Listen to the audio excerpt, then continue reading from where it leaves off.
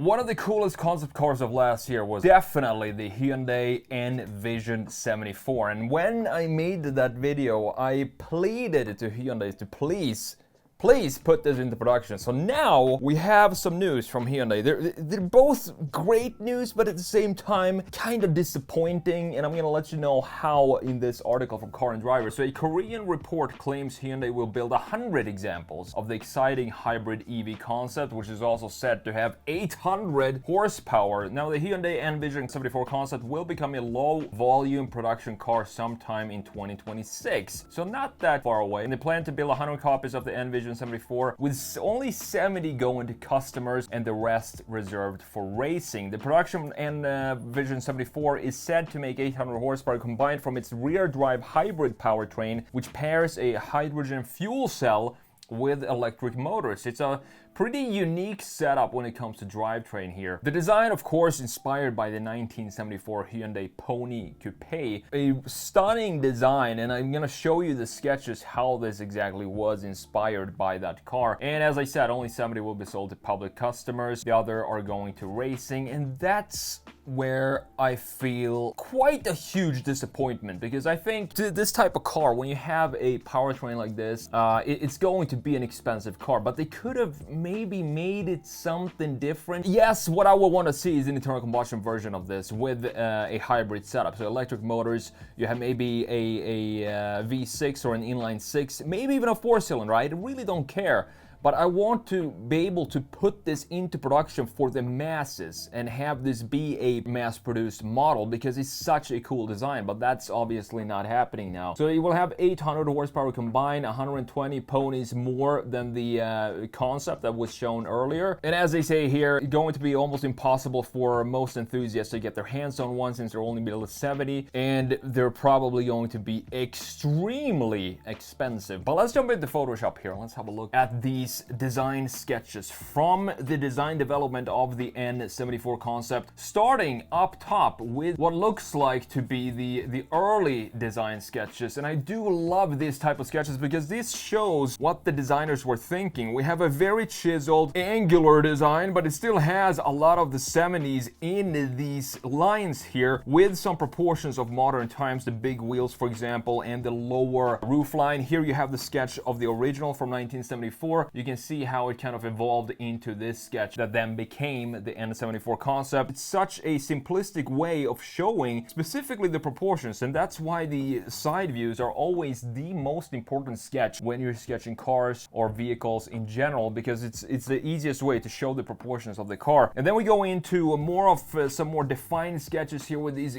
gorgeous, stunning marker sketches. I love when you have just one color and add a little bit of cool gray into your sketches. Simplistic again. You can see that we have a lot more detail in this sketch compared to the original ideation sketches up top. And I also really like how the designer here put these lines on the body of the car to show you the structure, and this makes it a lot easier for the 3D designers and 3D engineers to model this in 3D when you put lines like that out. You have the pixelated taillights being digitally implemented here in this sketch, looking fantastic. I also like these wheels, have a very cool look to them. However, my favorite sketch from this entire page is going to be this side view. I love the background that we have here, cool gray again, just a couple of strokes with the cool gray marker, and we have a nice clean chiseled side view showing the proportions of this car and how close this sketch actually came to the actual production or concept version of the N74. We have a couple of more sketches here, as you can see, from different perspectives, different type of rendering these sketches.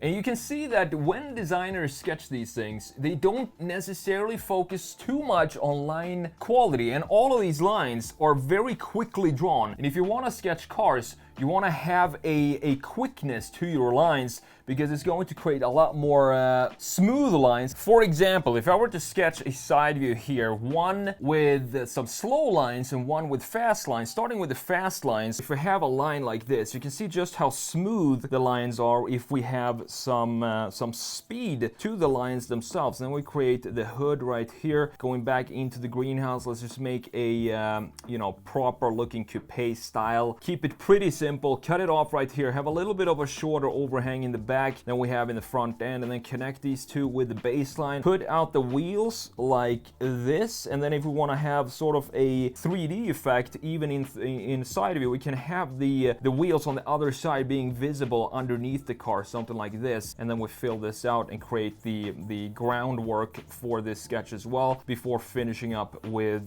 the details of the car. This looking to be almost like a mid-engine design or something like that, adding the door here, maybe a cut line in the bottom, a shoulder line that dips down, something like this, into the body, comes back up in the bottom, in the rear section, and maybe have the front end sit a little bit lower than this because it feels like it sits pretty high now. Then we can add some thickness to the baseline, and what this does in a sketch, it just creates more of a weight to the area where you want to have some weight. Specifically in this case, since we don't use any markers for this specific sketch, we can still have some thickness to the design itself. And if you want to do spokes real quick, this is how I do them. I just have them be lines like this and a little bit thicker, a little bit darker at the top to create this deep dish feel. Now, if we were to sketch this similar sketch, but now we're gonna have a slower design. I honestly can't sketch slow because I'm so used to sketching fast. So if we were to just draw a line like this, okay, it looks decent, but then we make the circles for the wheels. It's so much harder to sketch a car like this. And I know I'm going up on a tangent here, but I think a lot of you watching this channel, you're interested in car design, so you maybe want to learn how to sketch cars as well. As you can see, I'm trying to speed up these lines just naturally because it feels so awkward sketching slowly like this. Not as clean as to when you're sketching quickly. You can clearly see that in these sketches here. And if you want to sketch cars yourself, I would suggest you practice a lot having speed in your lines. Now, looking at the real thing here, and this just looks so good because I think this is a perfect modernization or interpretation of a 70s design, because we have this very static feel, boxy shape, just like we have in the original 1974 pony car. But here we now have some more modern features. Specifically, what Hyundai is doing with pretty much all their models right now is having this pixelated light. And just look at how beautifully sculpted this hood is with these lines. And we have this shelf sitting up top and creating this very beefy, muscular fenders on this design, looking absolutely stunning. And look at how the window is actually attached to this car with these screws or bolts, or I'm not sure what this is, but it makes it feel super industrial, and I love this vibe that we get from this car. You have a very simplistic lower spoiler or intake down here, also bringing back the 70s design, and it creates a clear identity because you can clearly see just by looking at the dots of the headlights that this is a Hyundai. Here you can see the old 1974 and compare it just a little bit, at least. We see the front end of it, but compare it to the design of the new 2026 I think is going to be front end here. We have a lower seating front end because that's what you have to do in modern cars. You need to lower the front end because we don't want to have air flowing down underneath here like we had in the 60s and 70s. What that's gonna do is obviously create a massive lift in the front end, and it turns into a wing. And when you have 800 horsepower in your production car, that is the last thing you want. So instead of having a high sitting front end like here, like we have in the 70s, we now lower the front end by adding this spoiler at the very low end. And in addition to that, this creates downforce in the front end, pushing the front end down. And then we need to have something pushing back the rear end as well. And what Hyundai did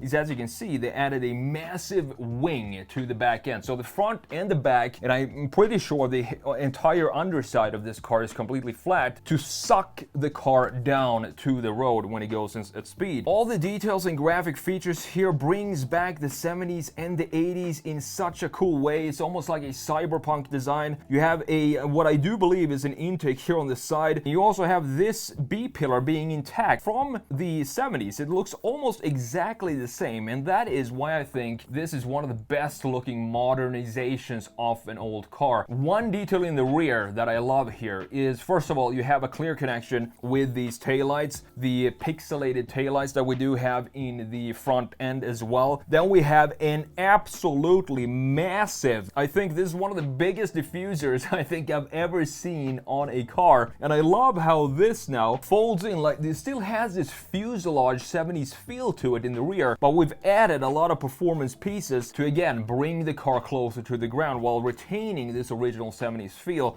And the detail that I love here is this chamfer that we have up top. You have this nice area or panel sitting up top. This is one of these details that I just want to go in and feel with my hand, how smooth and how integrated this piece is to the surfacing of the body itself. And here you can clearly see the design of these wheels looking very cool and very rally car inspired. We also have an image of the interior here, and this, when you look at this image, you can clearly see that this is almost production ready just as it is right here. They're probably gonna change up the steering wheel, or maybe they're gonna keep it like this, I'm not sure. Still has a very simplistic although very functional design of the steering wheel, and this is what I'm talking about when I talk about production quality in the interior. We have all the features in here that doesn't look too conceptualized or too hard to put into production. So overall, I'm happy that Hyundai is putting this into production, but I do really wish that they would have taken a different route. If they're gonna put this into production, I want to have it look exactly like it does here on the concept. So I'm not sure how they could turn this into a more of a higher volume production car. Maybe change the drivetrain, remove the hydrogen